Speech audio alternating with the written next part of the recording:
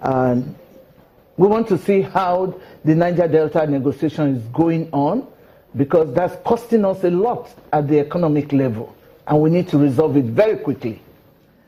So, and we need to hear, we don't want just to hear that negotiations are going on. We want to hear what kind of negotiations are going on, if they are not security restrictive, so that we can know where we are going.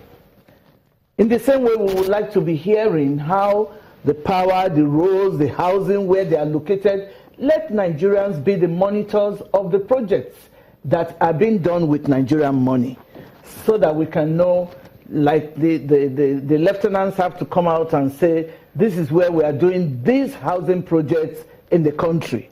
So if it's happening in Lagos, you and I can see. If it's happening in Ogun or Sokoto or anywhere, people there can actually say, look, we see what's going on, and it's going on well. The contractors are doing a good job. Let expectations be met with the hope. And let's begin to see things and let it not die down. That's because of the kind of the state of mind of Nigerians as reeled out by Twitter and whatever. Let now this hope rekindle the actions that will follow in spite of the recession. You were the permanent secretary in the Ministry of Interior. Yes, at the time. Yeah. Now, do you think there's a need to look towards a restructuring of our interior? There's some things that need to be tweaked for this hope that we're looking at to even come quicker than, because there's no dates. There are no dates, even in the president's speech, as in he says the recession will soon be over. But what are the things, action steps that you think can be taken besides the ministers coming forward to say what exactly they are doing to ensure this hope comes to fruition?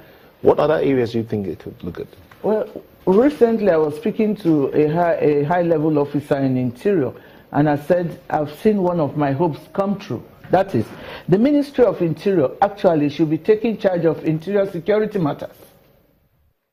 Interior security matters are very important. And now that the police has been meshed with the other services, immigration and all of it, customs is still out because there's a lot of security issues in customs. Ministry of Interior is gradually taking its place. Beyond defense is defense. Interior matters are interior security matters, trade and so many issues, bilateral issues, and they work very closely with the Ministry of Foreign Affairs.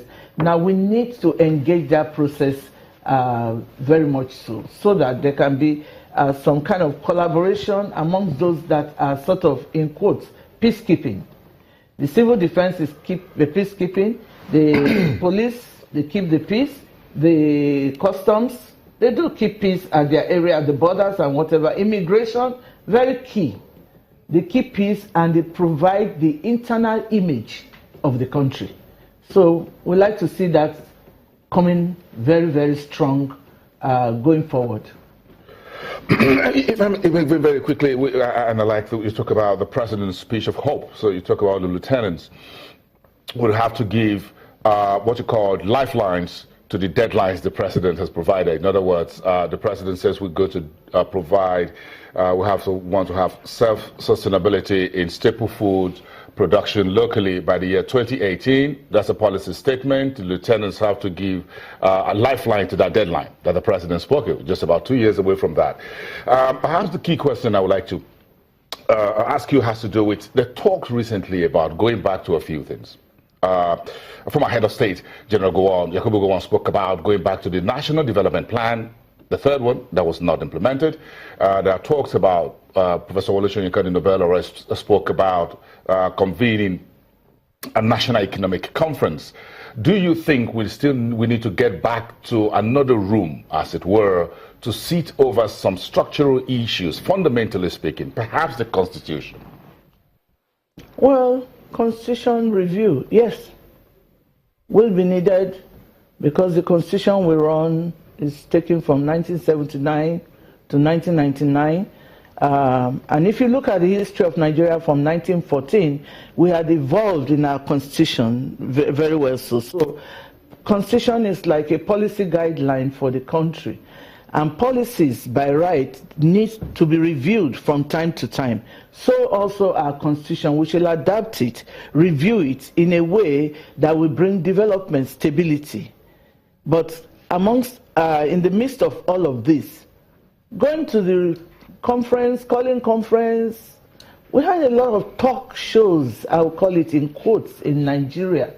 And really, I don't think it needs calling everybody to know what to do right, because we all know what to do right at all times. Nigerians are very, very intelligent people, whether they're children or they're adults, but doing right is a choice that we have not made. Thank you. I think very quickly, I'm just going to put the same question to you respectfully, Chief Olopade. If you think we need to go back talking about the foundation's constitution, do you think we should holistically review the constitution, or should we just pass a few amendments that will address fundamental economic issues about fiscal federalism, whether every state should have some level or more level of autonomy over what they generate, instead of putting everything in a single pot and we're auditioning out from there, and there's little or no way of accounting for who takes what and what he does, or he or she does with it? Well, reviewing the constitution, like the young lady has just said, you have to review things one after the other. Now, if you must get my candid opinion, the constitution as it is today is not the type of constitution we need for a developing country. We spend more than we earn.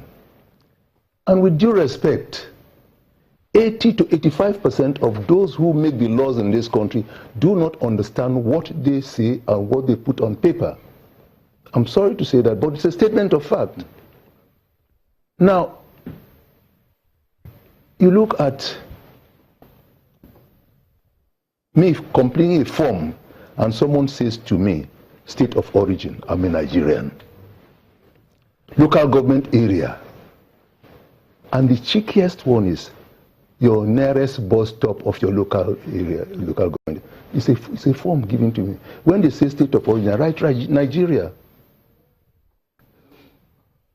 You know, you have the United States of America as this United States of Nigeria. Why should I introduce myself and say I'm Ogun State? My passport does not say Ogun State. My passport says Nigeria. An American passport says American. A British passport says that British. Yet I come out and I say, what state do you come from? Then I go for that, I say, what local council? I go for that, what bus stop? It's in the form, I've seen, I'm filled one. But is that the type of country you want to build? Now, government moves their goalposts every now and again. I'm really pleased that the president says he wants hope. But you must work hard at it. You must have able lieutenants who are prepared to face the brunt of it all. Not those chaps who would sit down and expect manna from heaven. At my age, I have 3 companies in Calabar, in the free trade zone.